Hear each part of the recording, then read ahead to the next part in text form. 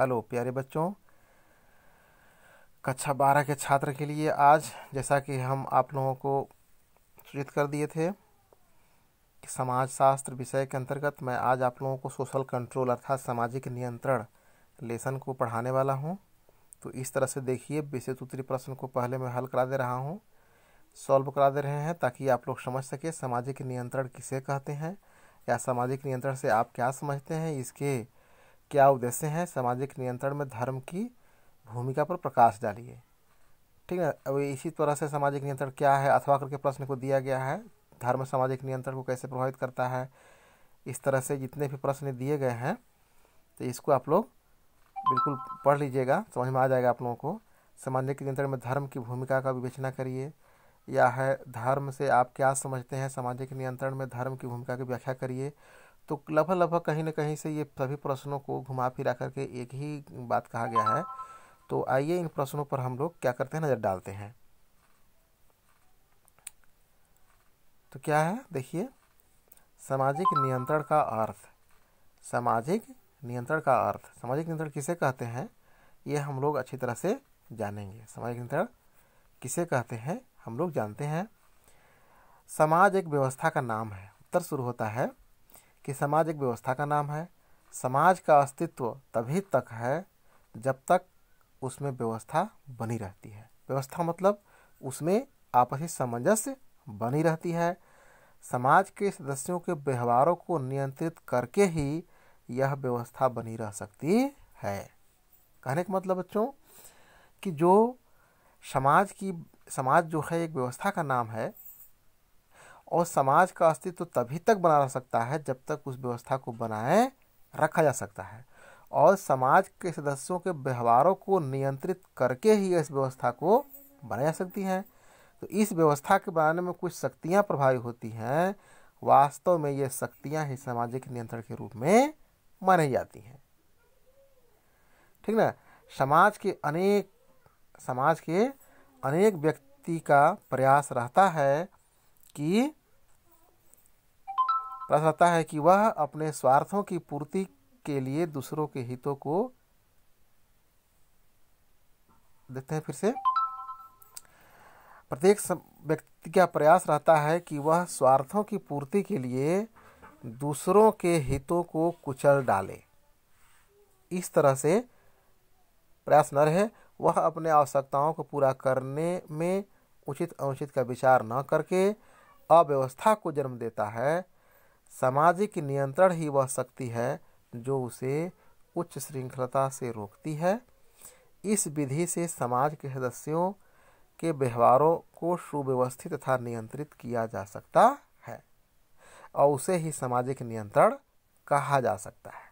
ठीक ना बच्चों। तो आइए दूसरे शब्दों में समाज को क्या कह रहा है। दूसरे शब्दों में समाज द्वारा व्यक्तियों एवं समूहों के सामान्य व्यवहारों पर जो नियंत्रण लगाया जाता है, सामान्य रूप से उसे ही सामाजिक नियंत्रण की संज्ञा दी जाती है। वास्तव में सामाजिक नियंत्रण सामाजिकरण का पालक व रक्षक है तथा मानव के हितकारी है। ठीक ना। तो इस तरह से हम लोग इसके अर्थ को समझे और जाने। अब ये हेडिंग है सामाजिक जीवन की एक अनिवार्य दशा। सामाजिक जीवन की एक अनिवार्य दशा है। क्या है? एक दशा है। तो इस तरह से इतने भी हेडिंग दिए गए हैं। अब पूरे चीज़ को पढ़ाने लगा जाए तो बहुत सारा इसमें कंटेंट भरा हुआ है। इसको पढ़ लेने के लिए तो हम वीडियो को थोड़ा सा स्क्रॉल करके बहुत ही इम्पोर्टेंट चीज़ों को मैं आप लोगों के पास प्रस्तुत कर दे रहा हूँ। तो आइए इसी के प्रश्न के अंतर्गत ये धर्म के बारे में जो बताया गया था। धर्म कुछ अलौकिक विश्वासों और ईश्वरीय सत्ता पर आधारित एक शक्ति है जिसके नियमों का पालन व्यक्ति पाप और पुण्य अथवा ईश्वरीय शक्ति के भय के कारण करता है। ठीक ना। धर्म एक आंतरिक अलौकिक प्रभाव के द्वारा व्यक्ति और समूह के जीवन को नियंत्रित करता है। ठीक ना। तो इस तरह से यह जो प्रश्न है इसको जानने का प्रयास करना चाहिए। तो धर्म कुछ अलौकिक विश्वासों, इसको समझा देने एक बार फिर कि धर्म कुछ अलौकिक विश्वासों और ईश्वरीय सत्ता पर आधारित एक शक्ति है। अब धर्म के बारे में बहुत सारे विद्वानों ने हमें क्या किया है, परिभाषित करके बताया है कि धर्म एक ऐसी व्यवस्था है जिसके नियमों का पालन जो व्यक्ति करते हैं पाप और पुण्य अथवा ईश्वरीय शक्ति के भय के कारण करता है। ईश्वर से इंसान डरता है, पाप पुण्यों की प्रकृति से डरता है कि हम जैसा करेंगे वैसा हमको भरना पड़ेगा। अतः उस तरह से धर्म एवं आंतरिक अलौकिक प्रभाव के द्वारा व्यक्ति और अपने समूह के जीवन को नियंत्रित करता है। अतः इंसान के जीवन को परिष्कृत करने के लिए, उसको सुसंस्कृत करने के लिए धर्म की अपरिहार्य आवश्यकता हुए। ठीक ना। अब अगला हेडिंग है सामाजिक नियंत्रण में धर्म की भूमिका तथा उद्देश्य का महत्व। वास्तव में सामाजिक नियंत्रण में धर्म की क्या भूमिका है, तो इसको आइए थोड़ा देखते हैं जल्दी जल्दी में। सामाजिक जीवन में धर्म का बहुत महत्व है या बहुत अधिक महत्व है। यह व्यक्ति को पूरे कार्यों से बचाकर सामाजिक मूल्यों और आदर्शों की रक्षा करता है। सामाजिक नियंत्रण के क्षेत्र में धर्म की भूमिका बड़ी महत्वपूर्ण रहती है। धर्म धार्मिक मूल्यों की सुरक्षा करके समाज को संगठित रखते हैं। धार्मिक नियमों को तोड़ना पाप बटोरना है। धर्म के विरुद्ध जाकर ईश्वर को नाराज करना है। अतः प्यारे बच्चों, हमको अपने धर्म का परित्याग करके कभी भी अपने को पाप कर्म में लगाना नहीं चाहिए। ठीक ना। धर्म के विरुद्ध जाकर ईश्वर को नाराज करना भी नहीं चाहिए। इन सब भावनाओं से अभिभूत मानव सामाजिक आदर्शों का पालन करके सामाजिक नियंत्रण को एक सुदृढ़ आधार प्रदान करता है। सामाजिक नियंत्रण की भूमिका के रूप में धर्म के महत्व को निम्नलिखित रूप से प्रस्तुत किया जा सकता है, जो इस प्रकार है। ठीक ना। आइए आगे पढ़ते हैं। हेडिंग नंबर 1 है धर्म मानव व्यवहार को नियंत्रित करता है। धर्म जो है वो मानव व्यवहार को क्या करता है, नियंत्रित करता है। कैसे नियंत्रित करता है, इसको आइए जानते हैं हम लोग। धर्म मानव के व्यवहार को नियंत्रित करने का महत्वपूर्ण अभिकरण है। अभिकरण मतलब होता है साधन। अभिकरण मतलब क्या होता है, साधन। एक साधन है। अलौकिक सत्ता के भय से व्यक्ति स्वतः अपने व्यवहार को नियंत्रित रखता है। हर इंसान के दिमाग में, मस्तिष्क में यह बात चल रही होती है, पाप और पुण्य से भय बना होता है हर इंसान को कि हमको जो भी कर्म मिले हुए हैं उस कर्म को बड़े ही आराम और शिद्दत और अपने कर्तव्यनिष्ठ और कर्तव्यपरायणता के साथ करना चाहिए। अन्यथा हमको भविष्य में इस पाप कर्म का भोगदंड मिलेगा या हमको उसको अपने चीज़ों को प्रायश्चित करना पड़ सकता है। इसलिए हर इंसान धर्म का जादुई प्रभाव व्यक्ति को सत्य भाषण, औचौर्य, अहिंसक, दयावान, निष्ठावान तथा आज्ञाकारी बनने की प्रेरणा देकर सामाजिक आदर्शों के पालन में सहायक होता है। ठीक ना। तो आइए आगे देखते हैं। सामाजिक आदर्शों के पालन में सहायक होता है। नियंत्रित मानव व्यवहार सामाजिक नियंत्रण का पथ प्रशस्त करता है। ठीक है बच्चों। अब आइए उदाहरण के लिए देखते हैं हम लोग उदाहरणार्थ। जैसे उदाहरण में है, ईसाइयों और मुसलमानों में पादरी और मुल्ला मौलवी अपने अपने अनुयायियों के सामाजिक जीवन के नियंत्रक के रूप में कार्य करते हैं। वे समाज में ईसाई लोग अपने अनुयायियों के सामाजिक जीवन के नियंत्रण के रूप में कार्य करते हैं। वे समाज में ईसाई लोग अपने अनुयायियों के सामाजिक जीवन के नियंत्रक के रूप में कार्य करते हैं। वे समाज में ईसाई लोग अपने अनुयायियों के सामाजिक जीवन के नियंत्रक के रूप में कार्य करते हैं। वे जो पादरी लोग होते हैं ईसाइयों को, और जो मुल्ला मौलवी लोग होते हैं मुसलमानों को, या अपने पीछे आने वाले अनुयायियों को, ठीक ना, जीवन को नियंत्रित करने के लिए अनेक रूप से कार्य करते हैं। वास्तव में धर्म के नियमों के विरुद्ध आचरण ईश्वर की आज्ञा का उल्लंघन माना जाता है। मौलवी मौलवी लोग कहते हैं कि ऐ इंसान या ऐ मुसलमानों, हमें उस परवरदिगार परम सत्ता के से हमको हर समय डर रहना चाहिए, और उसके भय से हमको अपने व्यवहारों को नियंत्रित करके रहना चाहिए। और वहीं पर जो पादरी लोग होते हैं, ईसाई लोग होते हैं, और जो पादरी लोग होते हैं ईसाइयों को कहते हैं कि हम लोगों को अपने प्रभु यीशु के लिए या यीशु की तरफ हर समय ध्यान लगाना चाहिए।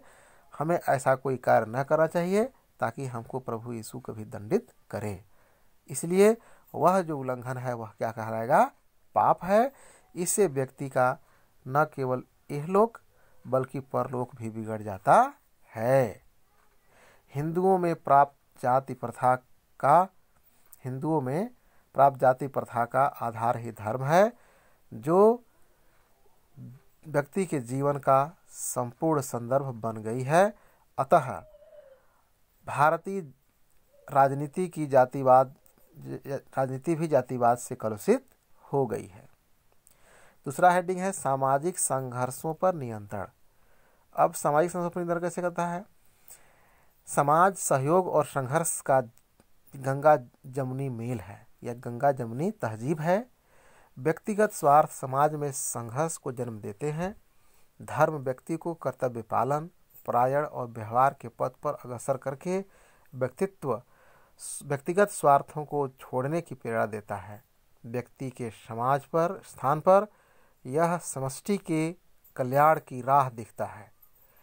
इससे संघर्ष टल जाते हैं और सामाजिक नियंत्रण बना रहता है। सद्गुणों का विकास। अगला हेडिंग है सभी धर्म आदर्शों और मूल्यों के खान होते हैं। धर्म का पालन व्यक्ति में सद्गुणों का बीज रूप देता है। इसीलिए व्यक्ति को प्रेम, दया, सत्य, त्याग, सच्चाई, ईमानदारी, अहिंसा, सहयोग आदि सद्गुणों का संचय करके सदाचार का आचरण करना चाहिए। पवित्रता की भावना का उदय। धर्म की पवित्रता की पृष्ठभूमि से उदय होता है। धर्म पालन से मन में पवित्रता का भाव अंकुरित होता है। पवित्रता का वह भाव व्यक्ति को दुष्कर्म करने से बचाता है। अपवित्र कार्य सामाजिक मूल्यों का हनन कर विघटन उत्पन्न करते हैं। ठीक ना? धर्म पवित्र भाव जगाकर सामाजिक नियंत्रण में सहयोग देता है। अगला हेडिंग है संस्कारों का उदय। धर्म संस्कार और कर्म कांडों की डोर से बाधा है। व्यक्ति विभिन्न संस्कारों की पूर्ति के लिए धर्माचरण करता है। इस प्रकार संस्कारों का निर्वहन करने वाला व्यक्ति स्वतः सामाजिक नियंत्रण बन जाता है। अगला हेडिंग है सामाजिक परिवर्तन। सामाजिक परिवर्तन की प्रक्रिया तीव्र होने के साथ ही समाज बिगड़ने लगता है। धर्म सामाजिक परिवर्तन का अंकुश लगाकर सामाजिक परिवर्तन पर अंकुश लगाकर सामाजिकता को बनाए रखता है। धर्म का मनुष्यों पर सामाजिक आदर्शों को ग्रहण कर ही प्रेरणा सांस्कृतिक धरोहर को सुरक्षा करता है। अगला हेडिंग है आर्थिक जीवन पर नियंत्रण। आर्थिक क्रियाएं सामाजिक अभिन्न अंग है। आर्थिक क्रिया जो होती हैं वह सामाजिक या समाज का अभिन्न अंग है। धन उत्पादन में व्यक्ति उचित अनुचित भूल जाता है, परंतु धर्म उसके आर्थिक जीवन पर भी नियंत्रण बनाए रखता है। वह डरता है कि हम ऐसे खराब कर्मों से धन न अर्जित करें ताकि हमारा इहलोक और परलोक क्या बोलते हैं कि बिल्कुल बेकार चला जाए। ठीक ना?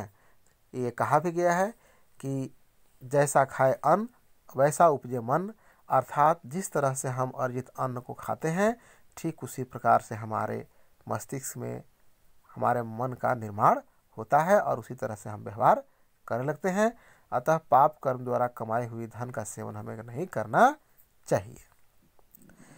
अगला हेडिंग है व्यक्तित्व के विकास में सहायक। धर्म जो होता है व्यक्तित्व के विकास में बहुत ही महत्वपूर्ण योगदान देता है। धर्म व्यक्तित्व के सम्मुख आदर्श प्रस्तुत करता है और उसे धैर्य, साहस, दया, क्षमा आदि गुणों को से अलंकृत करता है। ठीक ना बच्चों। अगला है अपराध पर नियंत्रण। धर्म व्यक्ति में सद्गुणों का विकास करके अपराध बोध कराने में सहायक होता है। अतः धर्म का आचरण करते हुए हमें अपराध पर नियंत्रण लगाना चाहिए। अगला हेडिंग है सामाजिक राजनीतिक क्रियाकलापों पर नियंत्रण। राजनीतिक और धर्म का अटूट संबंध है। धर्म राजा और राज्य का मार्गदर्शक होता है। अतः धर्माचरण सत्ताहीन व्यक्तियों का प्रथम कर्तव्य होता है। ठीक ना बच्चों। इसीलिए राजा धर्म सिद्धांतों के अनुरूप शासन करता है। हम आप सभी जानते हैं कि राजधर्म का पालन करने के लिए भगवान राम ने अपने पत्नी, अपने भार्या को वनवास का मतलब कि आदेश कर दिया था कि हमारे लिए प्रजा ही धर्म है और प्रजा ही प्रमुख है। अतः इंसान को अपने धर्मों के विपरीत कभी जाना नहीं चाहिए। ठीक है तो प्यारे बच्चों, कल के लिए हम आप लोगों को बता दे रहे हैं।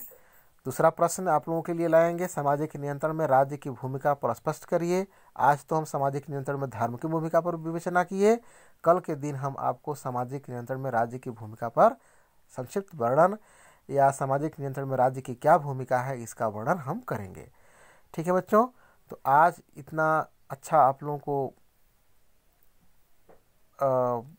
बता दिए सामाजिक नियंत्रण के बारे में। तो आई होप आप लोगों को यह पसंद भी आया होगा, इसको पढ़ेंगे भी और इसका हमको कमेंट करके हमको आप लोग बताइएगा कैसा लगा। अगर यह वीडियो आप लोगों को हेल्पफुल लगी होगी तो आप लोग मुझे कमेंट करके इसको ज़रूर बताइएगा। ठीक है बच्चों, तो चलते हैं, बाय बाय।